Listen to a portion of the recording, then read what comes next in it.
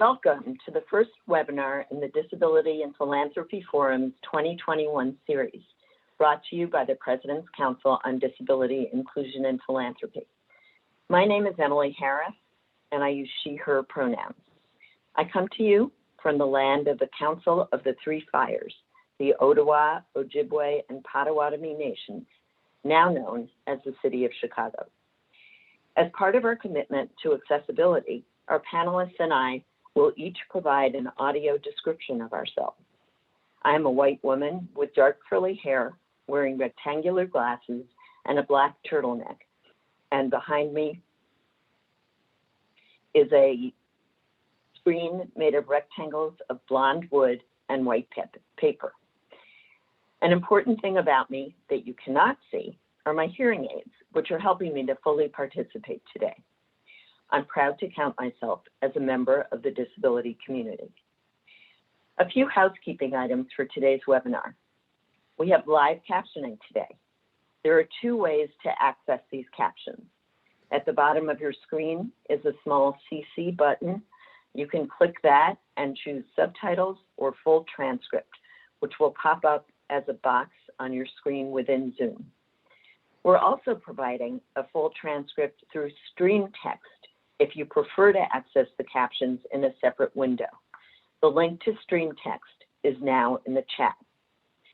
Today, only our moderators and panelists will be on camera. You'll be muted throughout the event.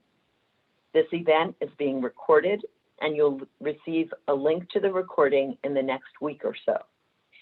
Finally, at the end of this session, we will have time for your questions. Throughout the session, you have access to the Q&A button at the bottom of your screen. Please type your questions there, and we will share them with the panelists. If the Q&A is not accessible to you, feel free to send your questions to communications@disabilityphilanthropy.org. You will not be able to communicate through chat today, but we will use it occasionally to share links to information, as we already are. Again, if you want to ask a question, please use the Q&A function, and you can use that at any time during the panel discussion. We will save the questions for the end. We'll be tweeting live today and hope you will join us on social media using the hashtag disabilityphilanthropy.org. You can also follow along by connecting with us on Twitter @disphilanthropy. And now on to our program. We're delighted today to begin a series of conversations about how disability intersects with social justice. Disability is a natural part of the human experience. Almost 1 in 5 people in the United States have disabilities. Disability can be apparent, such as a mobility disability that causes someone to use a wheelchair, but many disabilities are non-apparent, including chronic illness and mental health disabilities.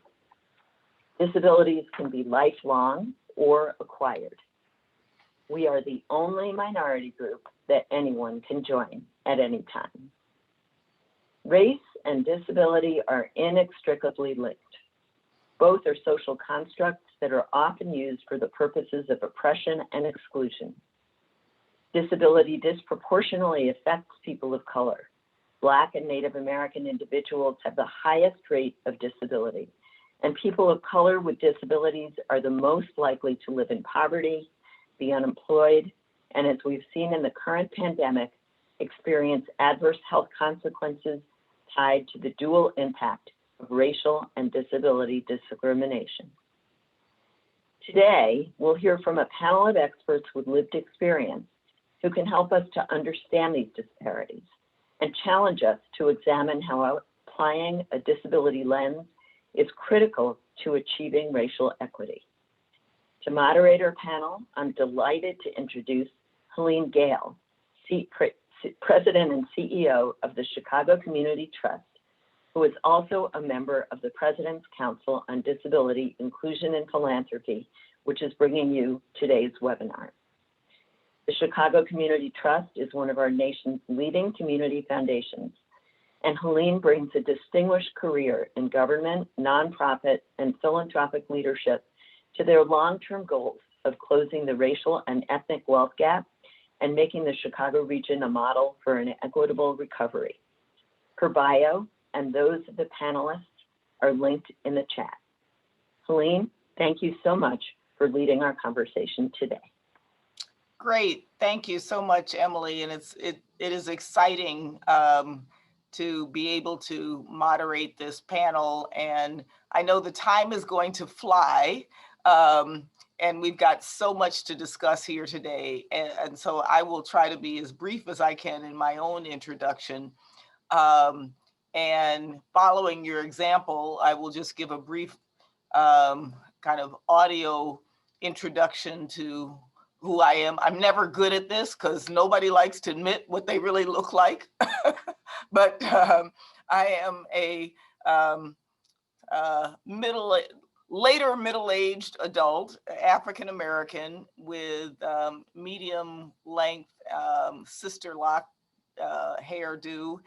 And I am sitting in an office surrounded by dark wood furniture, and pleased to be here. And I too am from the land of the three fires, the Odawa, Ojibwa, and Potawatomi nations that are now known as Chicago. But I think it is so important to recognize the historical lands on which we currently live. So thank you for that. And this conversation is incredibly important. As Emily said, as the Chicago Community Trust, we have made closing the racial and ethnic wealth gap our highest organizational priority.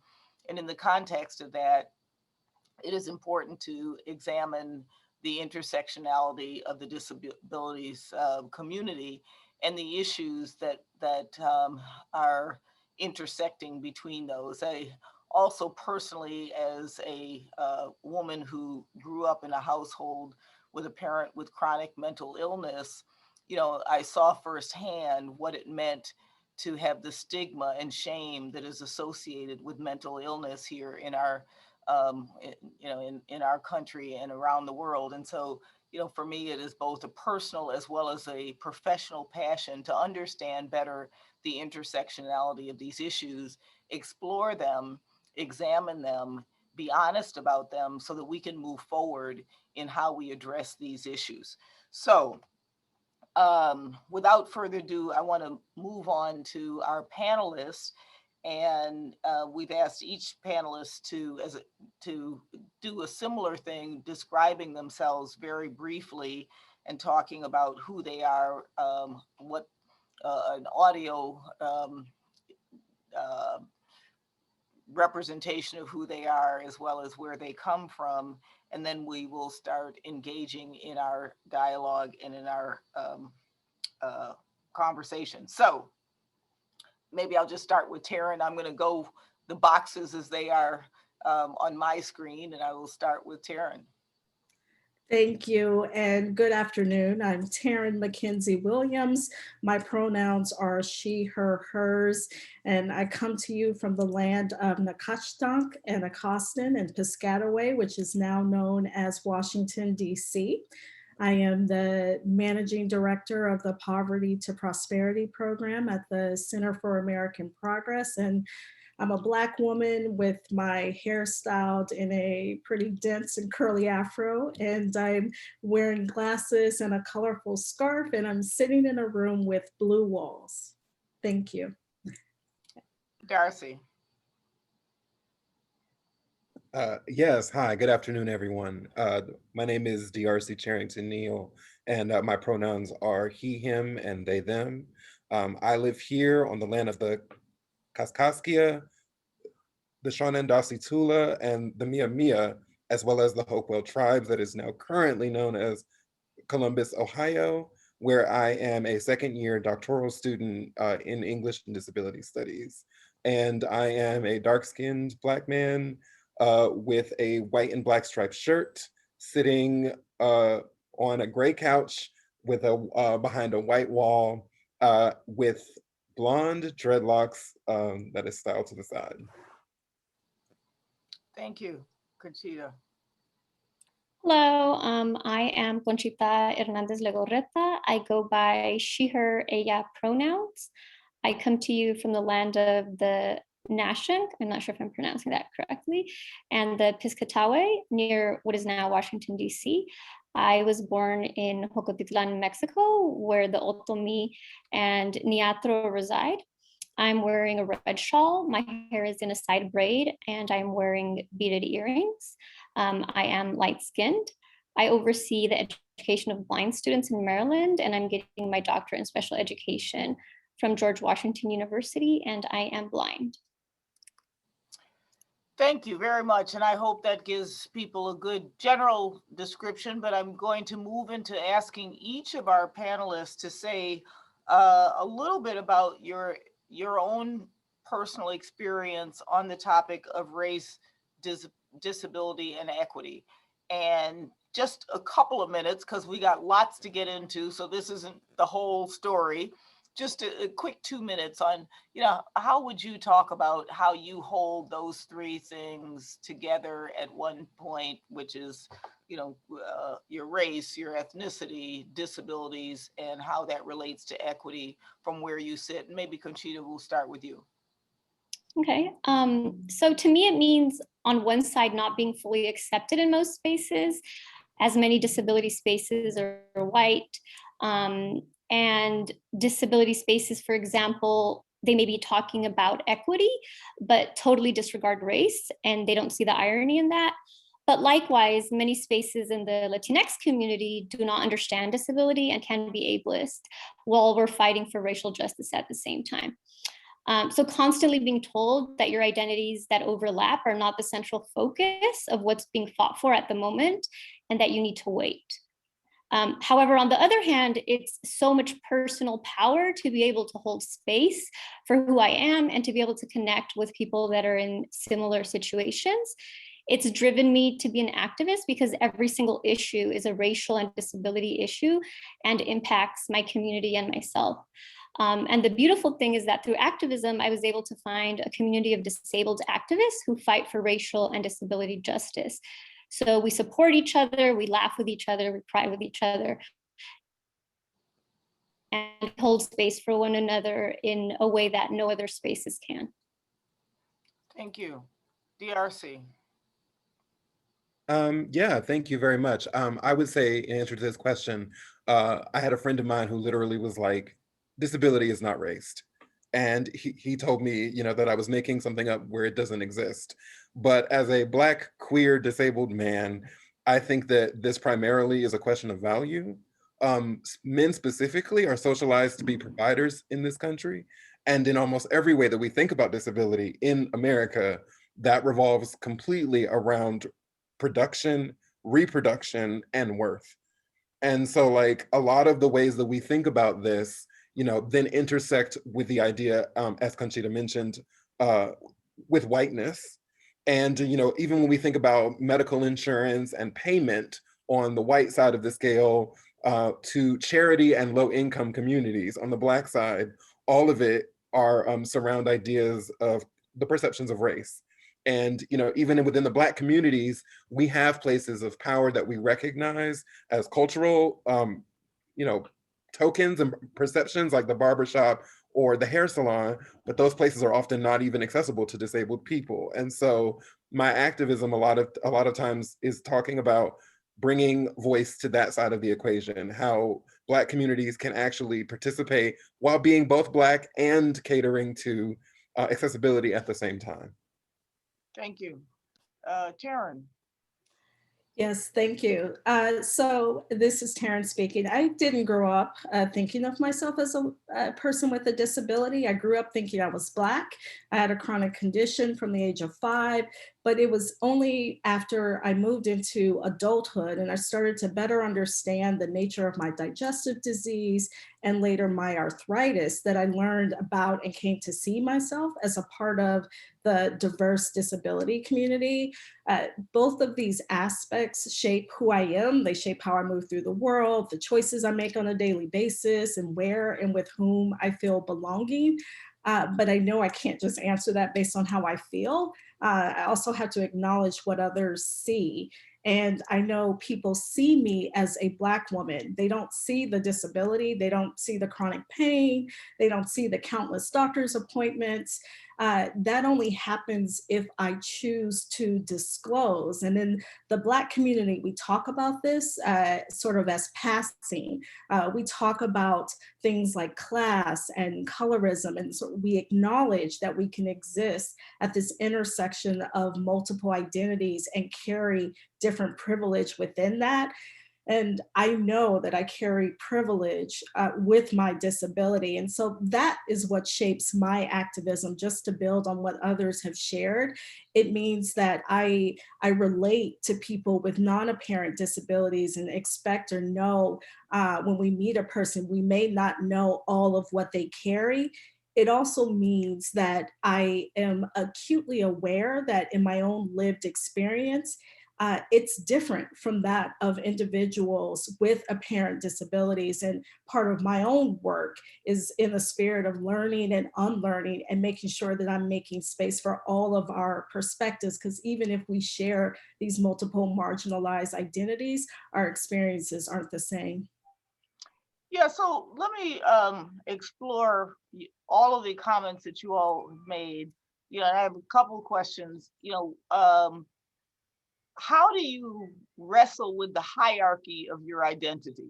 And Taryn, your comments, people will see you as, walking down the street and see you as a Black woman. That's who they will relate to. But you have this other identity. How do you think about this hierarchy of identity?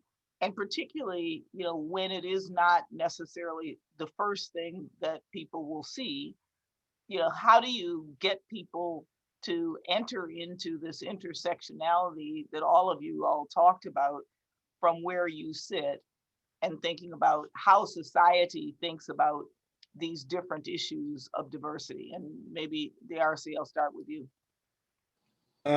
Sure. So like, I think that that's a really interesting question. I know that within the disability community, there's always talk of, the hierarchy of pretty. And they say that, wheelchair users who sit are close to the top because we look, quote unquote, normalized.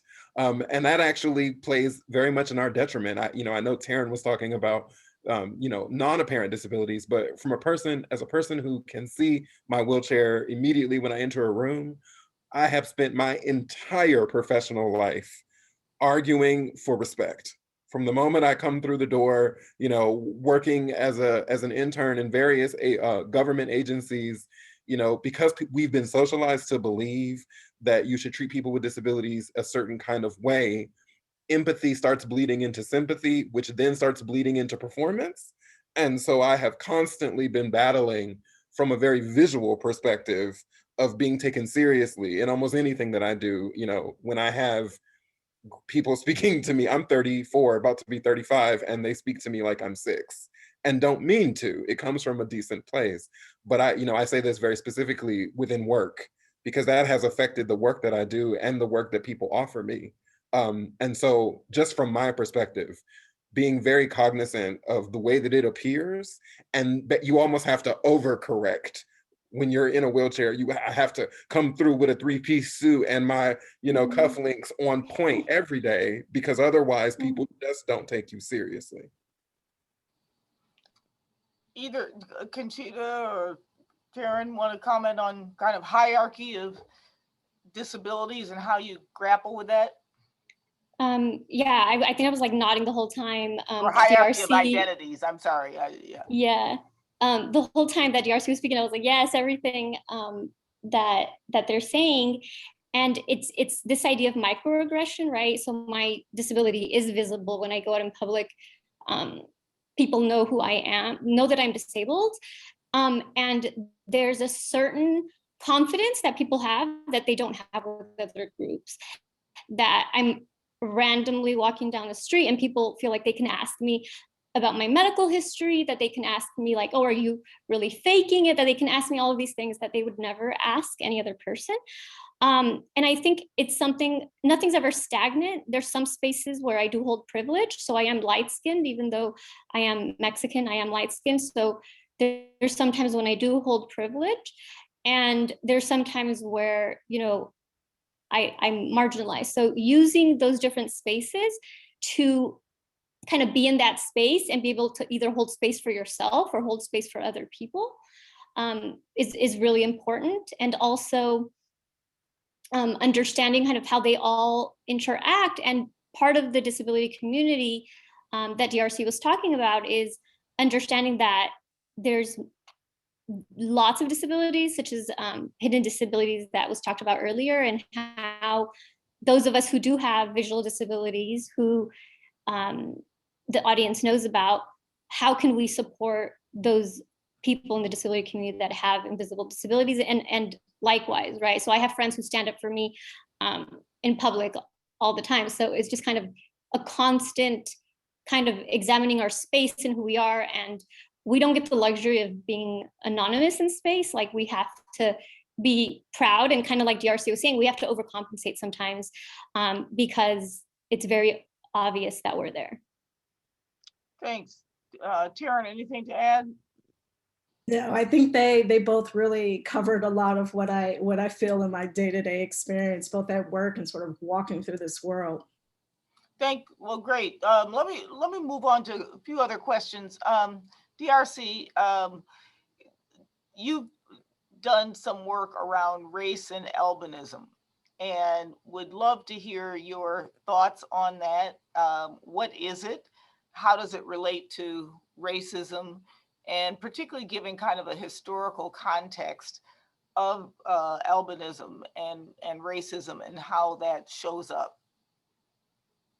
Sure. And like, I just wanted to clarify, I believe, just to clarify, like, you're referring to Sorry, ableism. Okay, yeah, because albinism is different. I said albinism. No, that's totally fine. I just want to clarify. So it is ableism. Sure, I'm happy to do that. And yes, my work in my PhD does talk about like disability erasure from Afrofuturism specifically. But the bottom line is that ableism is the belief in the value of a non-disabled body, and that our entire culture, all of our systems of power, and production, and the way that we work and make money is in relation to this. However, I would also say that ableism doesn't just come from the outside. It affected me personally and directly, because growing up as a child with cerebral palsy, a Black child, you already know you're Black. Your parents tell you you're Black, and so therefore we know that our value is lessened. But ableism then follows up with that, and it told me that I shouldn't even attempt to do better, because there were no Black disabled people that were trying to do better. I would say that historically, this comes from the idea of Sarah Baartman, which for many people, she's known as the Venus Hottentot, or Saartjie Baartman, that's her Dutch name. She was a Dutch slave that lived in the colonies, who had a deformation of a lower back, which made her back kind of protrude. And basically, two doctors of the time period in the early 19th century made their medical fortunes off of dissecting her. And this developed into a completely racist kind of medicine known as craniology. We know it as the measurement of skulls and things like that. That persisted through the Civil War and the creation of like something called a spirometer, which they used to measure lung capacity, which we still have. But the thing is that you have to understand that Black people were already seen as different. They were already seen as other and low-key animal.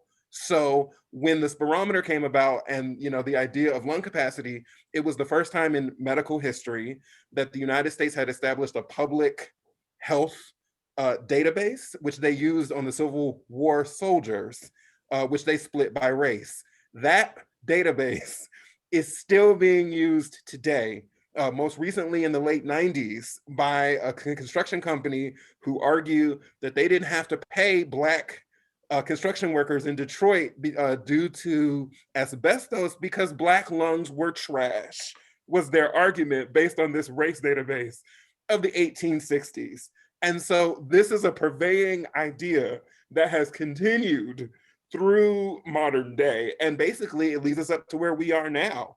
You know, I was working with the World Bank last year as a consultant, and I was helping them to understand that when you have people with disabilities who want to work for you, you have to take these kinds of things into consideration. I have spent my entire life being told that you are different, you are other, and therefore you are lesser. And I tried to help them understand that when they're creating applications and asking for accommodations, why on earth would you ask for an accommodation before you've even offered an interview? And so getting them to understand that ableism is so prevalent that it will keep people from even checking off the accommodations box is the whole point. Like, you have to take that kind of thing into consideration when you're building up you know, any kind of disability culture in your business. And oftentimes companies don't know how to deal with that or talk about it. And so they do things that they think are woke and appropriate, and it just ends up being a series of missteps. So, you know, from your experience, how do you feel that, you know, if you think about yourself as a Black man already facing racism, do you feel that the Black community is less able to deal with these issues because of already facing other challenges, or is there greater empathy? And how have you seen this play out in terms of ableism and race and racism, and what that interconnection means?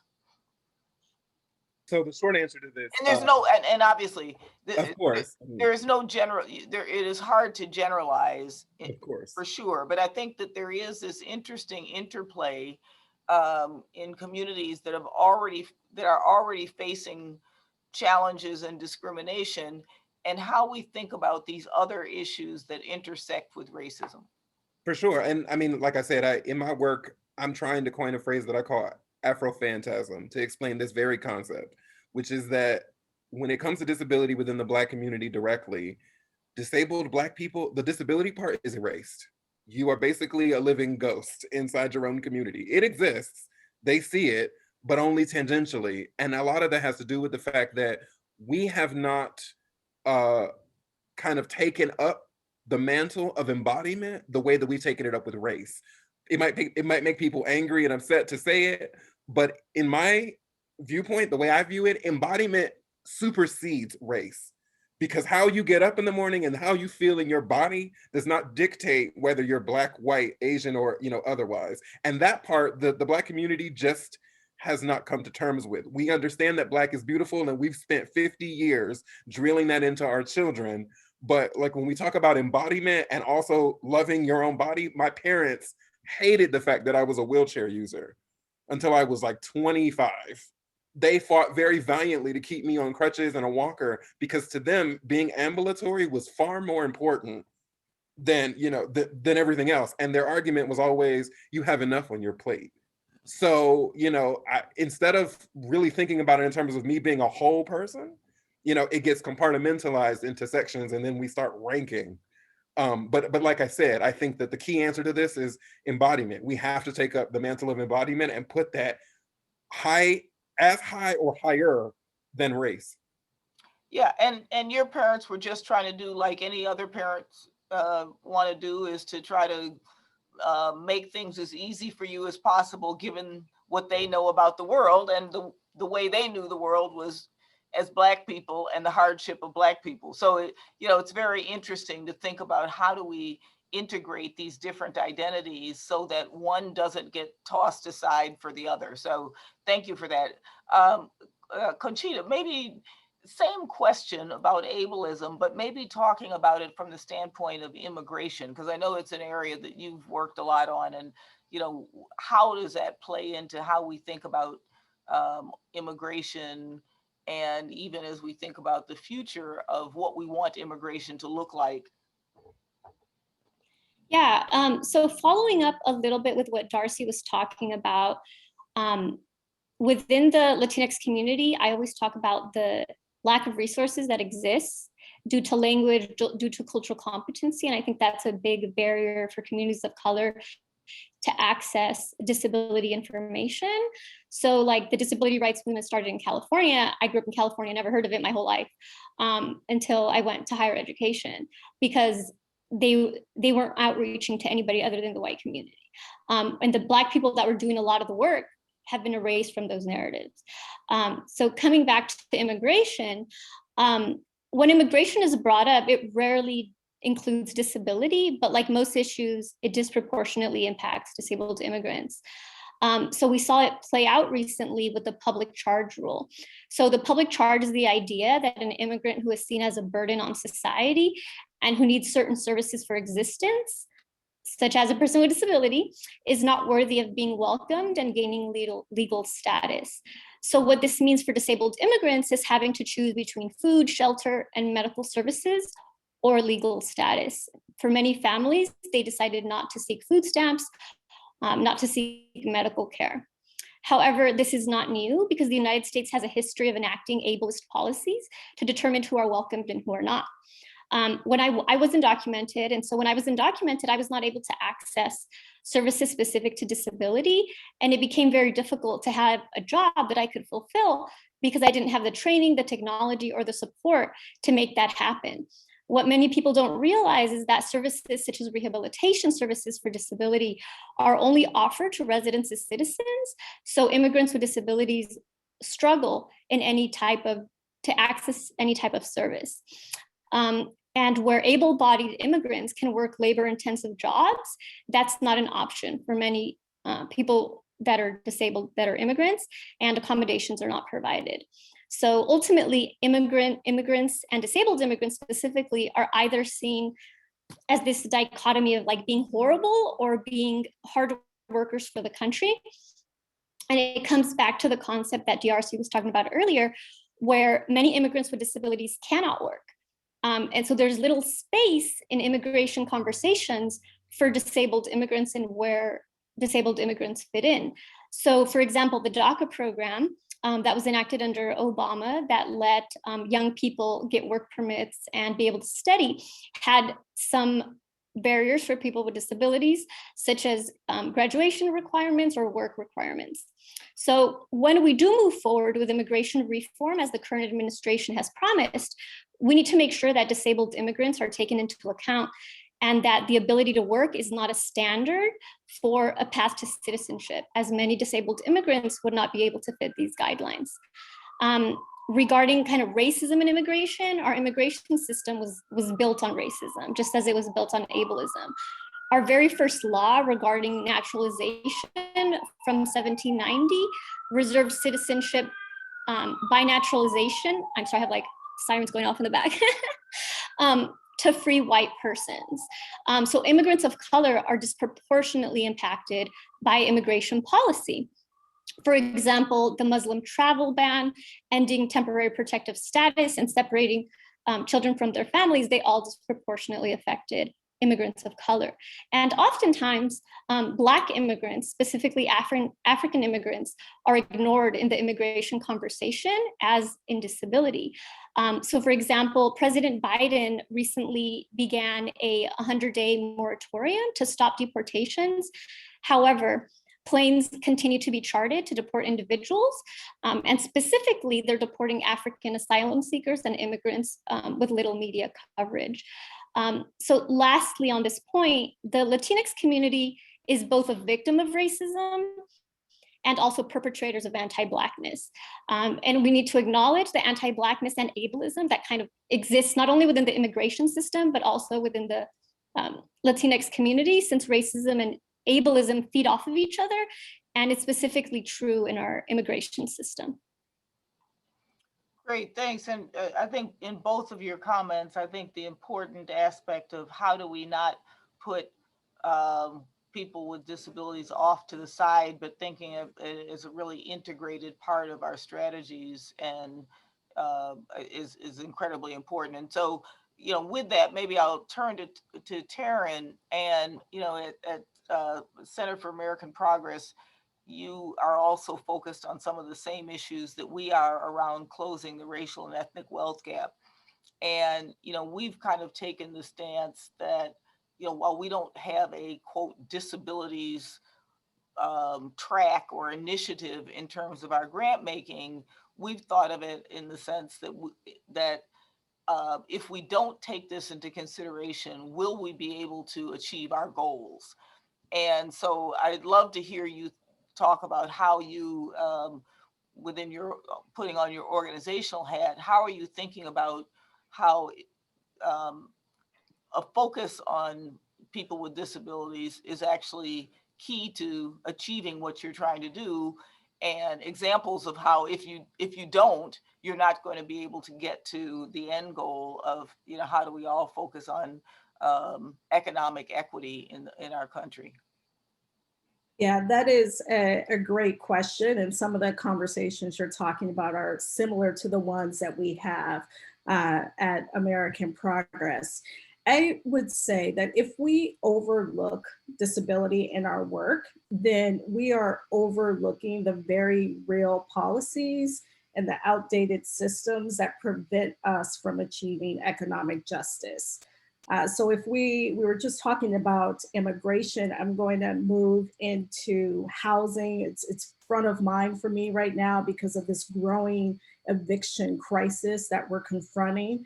And if we were omitting disability, it would be like trying to address segregation, geographic segregation that exists in our cities without examining the history of redlining, the patterns of investment by banks, and the ways in which the industry, in the case of investors, all the way to realtors, either deliberately or through implicit bias, reinforce who gets to live where and what communities get the most benefits.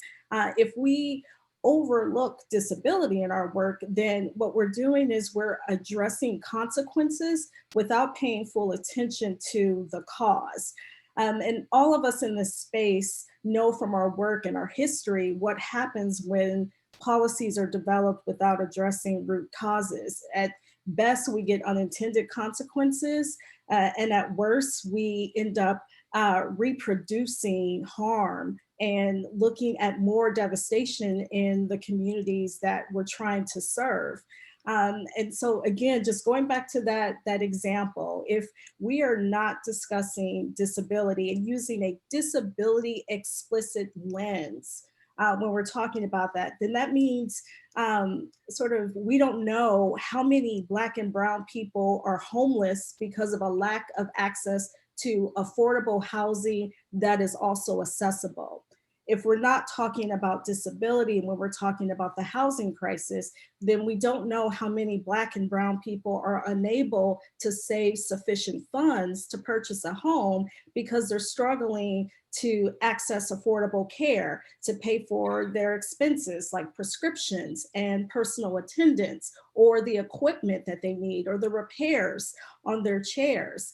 If we're not using a disability explicit lens, then we don't know how many Black and Brown people don't have jobs in their communities because they don't have access to accessible public transportation, to paratransit, to subways, the buses that really will include them and make sure they can get from their homes to their jobs. So if we're not explicitly bringing a disability lens to the conversation, then we are risking developing solutions without seeing the whole picture of the problem that we're trying to solve. And it's challenging, it's messy work when you're talking about systemic racism and we're talking about systemic ableism, but that bringing that lens is what's going to make us more likely to produce those improved outcomes. Yeah, that's a great perspective, and I think it's one that often gets missed because I think people think about it as only from a diversity and inclusion and justice lens, and we should think about it from that standpoint. But I think if we really say what is our goal and how do we reach that goal, if we don't understand the obstacles firmly and what are some of those root issues, we're not going to be able to achieve those goals. So I think that's a very, very important perspective. You talked a little bit about some of the racial equity movements. And so maybe let me just move into asking all of you to talk a bit about how you see disabilities being addressed or not addressed in some of the racial equity movements that we're all involved in. And maybe DRC, talk a bit about, your role in Black Lives Matters and how you tried to help to think about that issue in the disabilities in the context of Black Lives Matter. And before you answer, I just want to the audience, please put any questions that you have in the Q&A, not the chat box. We'll be looking at the Q&A and I'll be filtering in questions from the audience over the time of the session and try to get to as many of them as possible. But please put them in the Q&A, and that's where we'll look at them. So DRC, Black Lives Matter and disabilities. Sure. So like I said, I look at this from an Afrofuturistic lens, mainly because Afrofuturism is the resounding statement that Black people not only matter, but that in the future that we are the center of the conversation. Like, we've spent so many years being side comments and side characters in everybody else's story, that this is why, stories and ideas like Black Panther resonate so strongly. That said, the biggest issue that I have with Black Lives Matter is that anytime it comes up in relation to disability, it's about death. And it seems like people continuously will bring up the statistic that over half of the people that have been killed and brutalized by the police have been people with disabilities. That's true, and I think that is definitely necessary and needs to be said. But what I'm also here for is Black joy. I want Black girl magic and Black boy joy. I want it to extend directly to people with disabilities. I need joy and magic in my life as a grown 35-year-old Black man with cerebral palsy. And quite frankly, the BLM media just does not show it. We're not there. And I think we deserve to be. Great.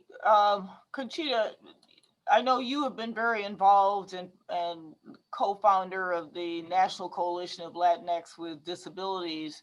Could you say something from that perspective of how that movement has actually helped to elevate the role of people with disability in the racial equity movement, and what have been some of the challenges you faced? Yeah, so tying a little bit with what DRC was saying, there's so many spaces where we don't see what we want to see in those spaces and we're not really accepted. And so part of that is creating the spaces ourselves of what we envision. So that's where the National Coalition of Latinx with Disabilities came about, where we didn't see the space in any racial organization, in any national organization around immigration, around race. And so we created it to be a place to share the hardships and also the joys, and create a community of people coming together, because it is constantly a challenge to try and convince racial organizations working in the Latinx community that disability needs to be not just something you add at the end, but something that is embedded in your work. I read a quote recently that said, accessibility isn't the frosting on the cake, it's the sugar embedded in the batter. And I think that's how organizations need to look at it. I've been involved also in mutual aid in DC, and mutual aid being the idea that we support each other when that void exists of services, of organizations, of joy, of struggle. And so being part in DC of a mutual aid organization focused on people with disabilities, where we support each other in doing grocery runs for each other, buying diapers. We even got a personal care attendant for somebody. So being able to create those spaces that don't exist in the larger areas has been really important. And organizations, recently I have seen a push in disability in organizations that don't focus on disability, but it's been slow. and it's a constant battle, and it's a little disappointing that it hasn't happened sooner. But I'm also given hope by younger generations. So like TikTok is something that's really blown up, and a lot of young people are putting captions on all their videos. And when they don't, other young people will call them out and say, hey, don't forget to put your caption. So they are creating accessibility. It's not perfect, and there's all other inaccessible things, but how do we create those spaces for each other in a way that aren't created by institutions or organizations? Thanks. And Taryn, maybe from the policy perspective, you might have some examples or perspective on how a focus on disabilities in the contents of racial equity can actually improve, policy outcomes for all, for both, we all make this somewhat perhaps overused example of how sidewalks were changed to meet needs of people with disabilities and how that's helped all of us. But it's a good example of how, by focusing on access for people with disabilities, we end up creating things that actually help the whole population. So I'd love to hear your perspective from a policy standpoint. Where are those win-wins, and how do you see this actually being something that advances racial equity at the same time as equity for people with disabilities?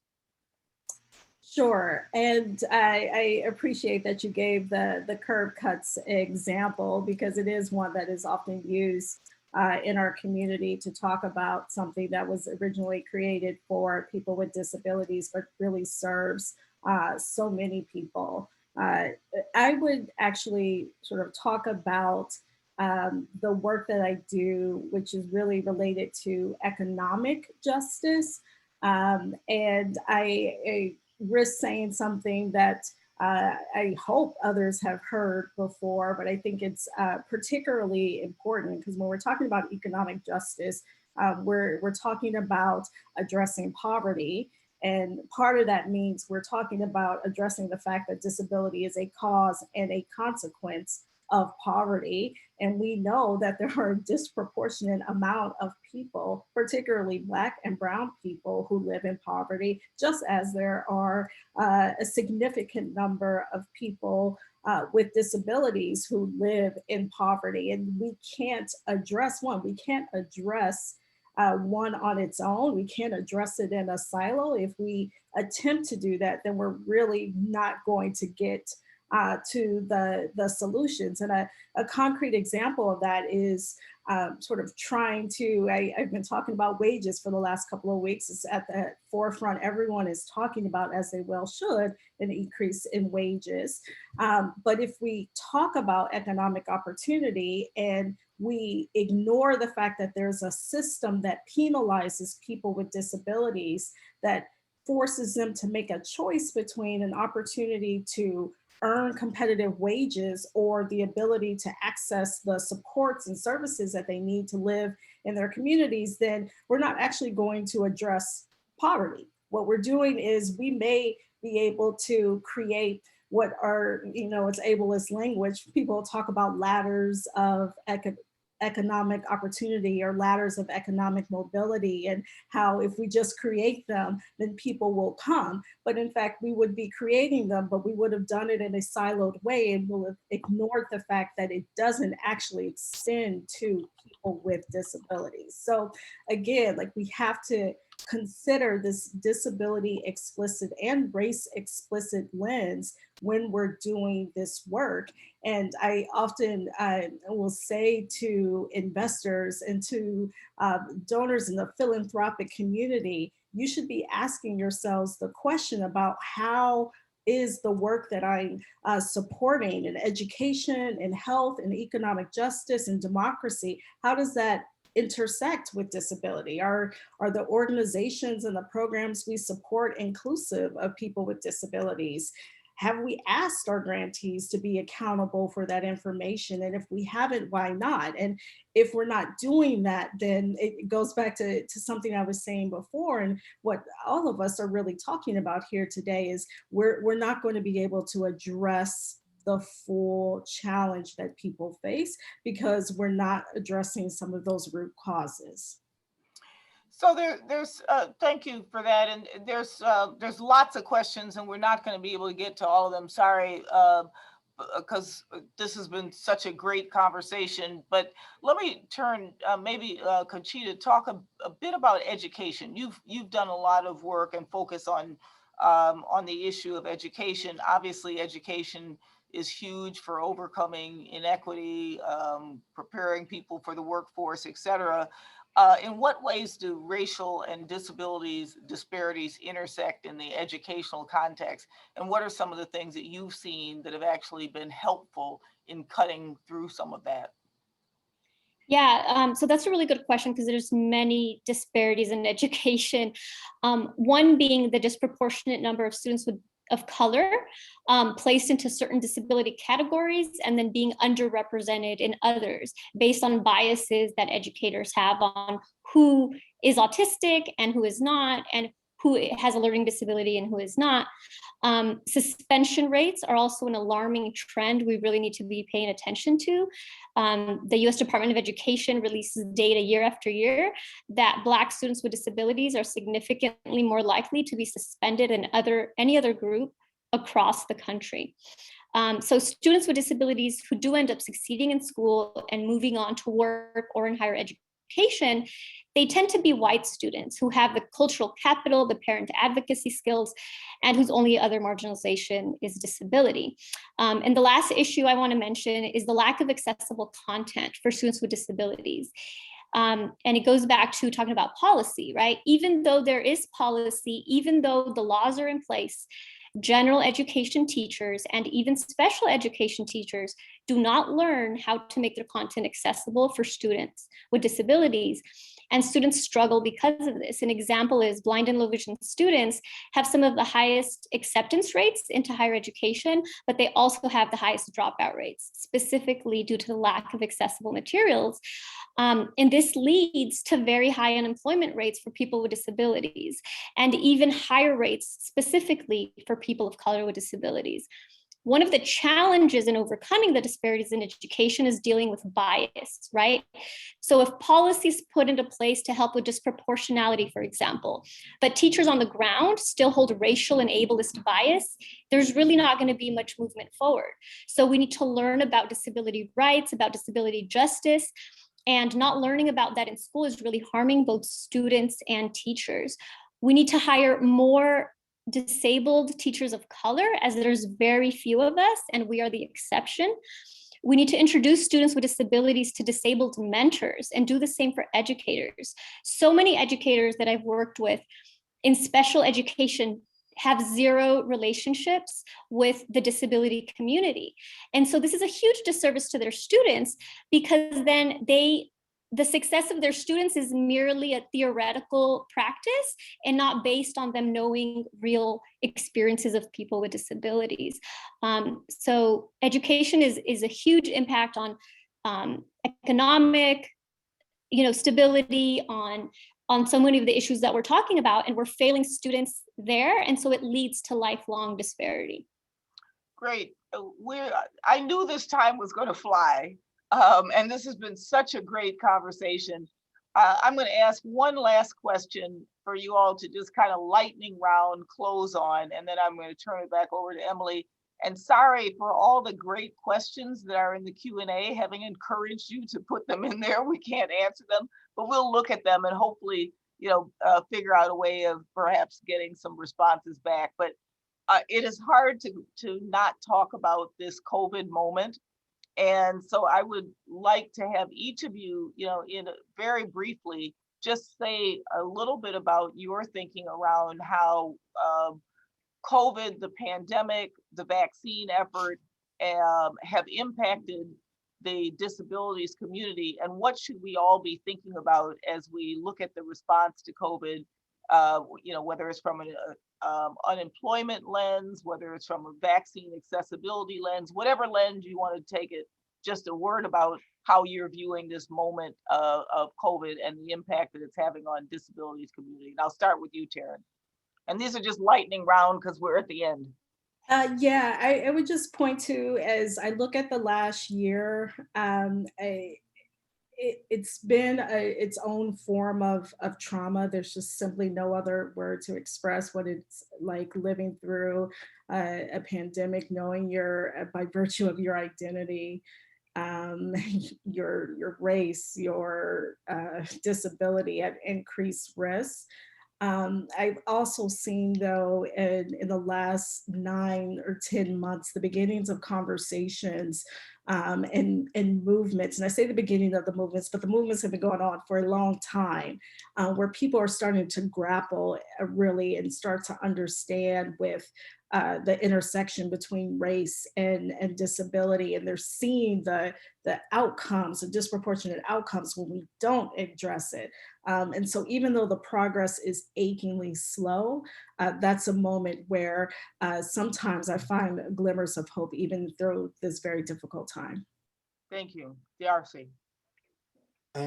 I know for me, like Taryn said, like if I see one more political pundit talking about how Black people are disproportionately, capable of developing COVID, but then won't turn around and provide vaccinations to these supposed Black communities that you just said were at increased risk, like the two things to me make it almost impossible for the situation, and they kind of cancel each other out.